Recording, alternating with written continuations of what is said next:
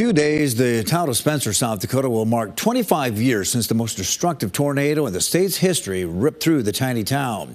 In tonight's Eye on KELOLAND, Tom Hansen looks back on a day that leveled much of the small town and stunned the entire state. May 30th, 1998. A tornado ripped through Spencer, killing 6 people.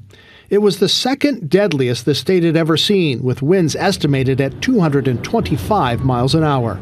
There's a rain-wrapped tornado due east of us. The tornado destroyed most of the homes in Spencer, along with 5 churches and the water tower. It also leveled Spencer's only bank and a nursing home.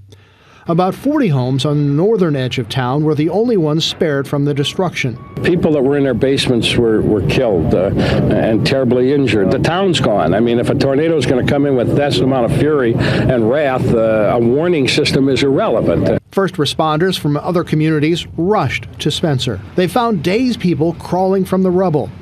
Some people were still trapped. You just feel it sucking the air out of the house. It's like, just... You and your family were in the basement? We were home and we got to the basement. Were you scared? Yeah. Been that scared before? No.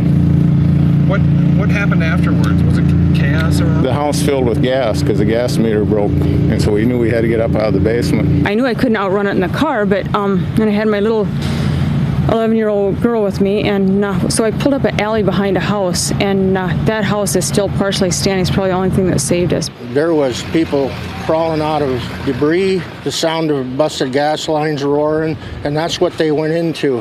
Had to get big payloaders just to push your way into town because there was no streets, just a big pile of everything. Now retired, 25 years ago, Brad Stiefvater was the McCook County Emergency Manager.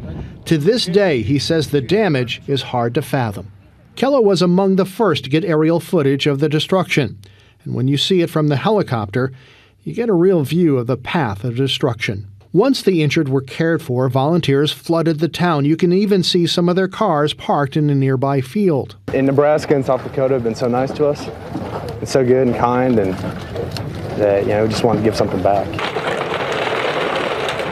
Volunteers came to help homeowners salvage what they could of their belongings before they called in the heavy equipment to clear the lots.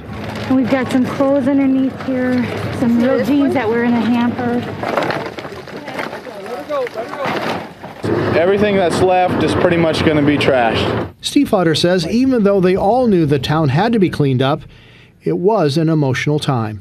A lot of the debris was buried in what we call the West Spencer grave and the East Spencer grave. When I'm talking about everything in that town was buried in a pit, a city block long on one end and a city block long on another, deep pit, and was all buried. Dealing with people's emotions on that, seeing their stuff go in that hole, it got emotional for them and for me. Help came from all over the region. Even KELOLAND Television hosted a telethon and raised $1 million to help the people who are now left homeless.